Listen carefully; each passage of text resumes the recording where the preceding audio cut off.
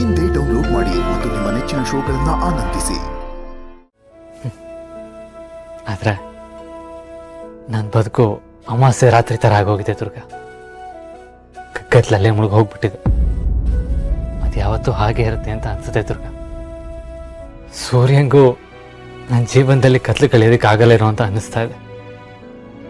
ಸೂರ್ಯ ಇರಲಿ, ಚಿಕ್ಕ ಪುಟ್ಟ ನಕ್ಷತ್ರಗಳು ಅಲ್ಲಿ ಇಲ್ಲಿ ಏನಾದರೂ ಬೆಳಕು ನೀಡುತ್ತಾ ಅಂತ ಅಂದ್ಕೊಂಡ್ರೆ ಅದು ಇಲ್ಲ. ನನ್ನ ಲೈಫಲ್ಲಿ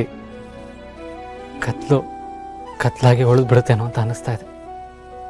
ಇಲ್ಲ ಬಾಸು, ನೀವು ದಯವಿಟ್ಟು ಹೀಗೆಲ್ಲ ಮಾತಾಡಬೇಡಿ. ಈಗ ತಾನೇ ನೀವೇ ಹೇಳಿದ್ರಲ್ವಾ ಅಮಾವಾಸ್ಯೆ ಕತ್ಲು ಅಂತ. ಯಾವಾಗಲೂ ಅಮಾವಾಸ್ಯೆ ಇರೋದಿಲ್ಲ ಬಾಸು, ಹುಣ್ಣಿಮೆನೂ ಬಂದೇ ಬರುತ್ತೆ. ನೋಡ್ತಾ ಇರಿ.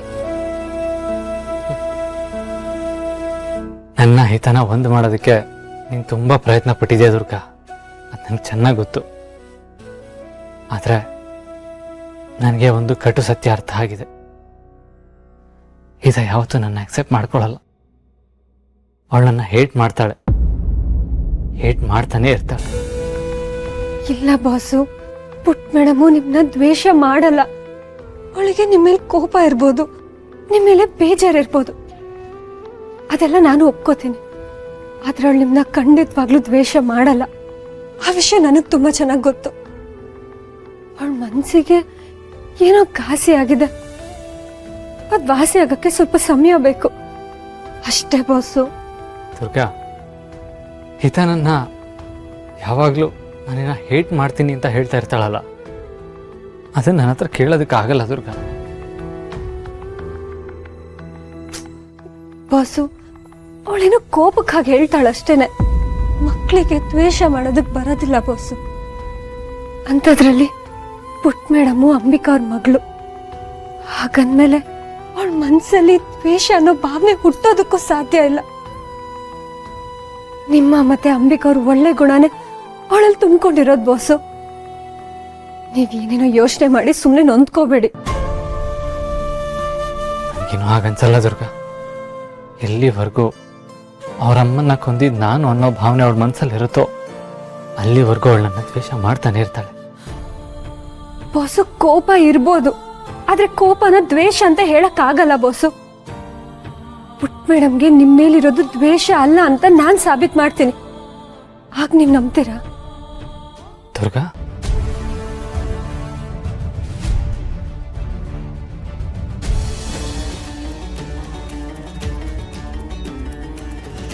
ಬಾಸು, ರೆಡಿನಾ?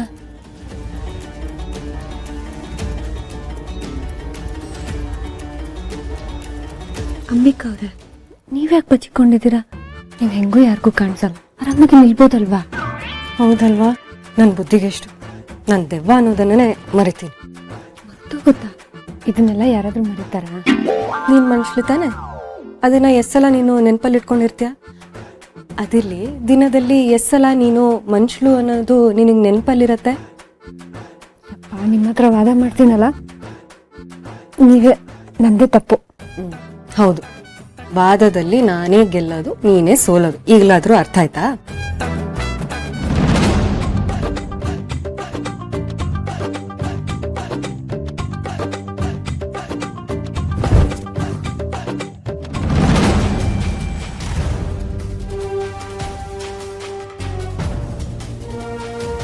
ಕುಬೇರಾಯ, ಕುಬೇರಾಯ, ಕುಬೇರಾಯ, ಕುಬೇರಾಯ, ಕುಬೇರಾಯ, ಏಳು ಕುಬೇರಾಯ.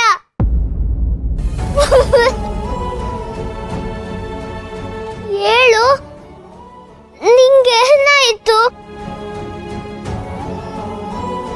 ಕಣ್ಬಿಡು, ನೀನನ್ನ ಬಿಟ್ಟು ಹೋಗ್ತೀಯಾ?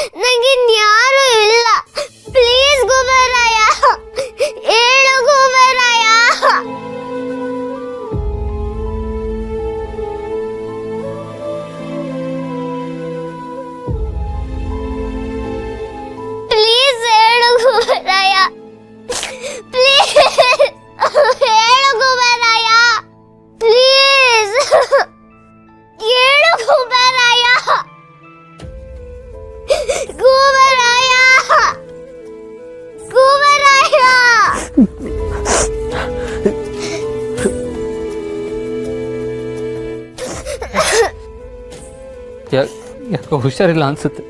ಅದಕ್ಕೆ ತುಂಬ ತಲೆ ಸಿಡಿತಾ ಇದೆ.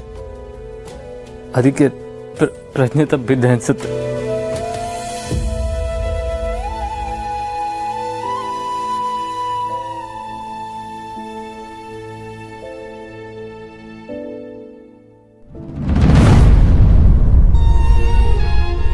ಇಲ್ಲ, ನಿನ್ ಕಂಡ್ರೆ ಇಷ್ಟ ಇಲ್ಲ.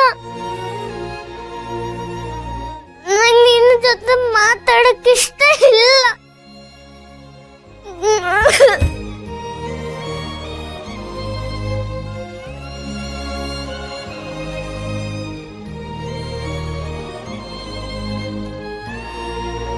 Boss,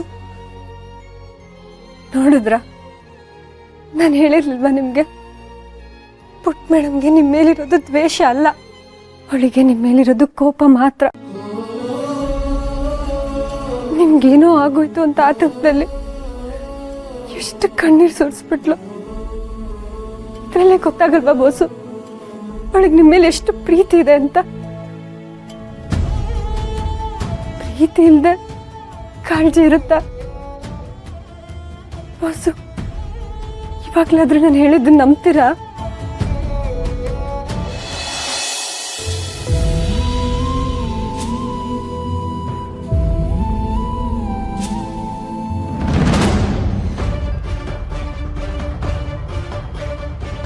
thanks Durga, thank you so much. ಇತ್ತಾಗ ನನ್ನ ಮೇಲೆ ಎಷ್ಟು ಕಾಳಜಿ ಇದೆ, ಎಷ್ಟು ಪ್ರೀತಿ ಇದೆ ಅಂತ ಪ್ರೂವ್ ಆಗೋಯ್ತು. ಎಲ್ಲ ನಿನ್ನಿಂದ.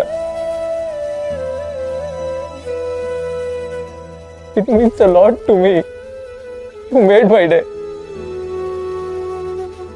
ಪ್ರೀತಿ, ಕಾಳಜಿನ ಇಷ್ಟಕ್ಕೆ ಏನೋ ದೊಡ್ಡದಾಗಿ ಅಚೀವ್ ಮಾಡಿರೋ ಥರ ತುಂಬ ಖುಷಿಯಾಗಿದ್ದೀರಾ ಅಲ್ವಾ?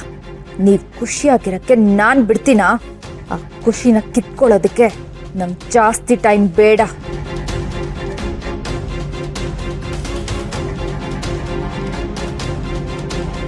ಸಾರಿ.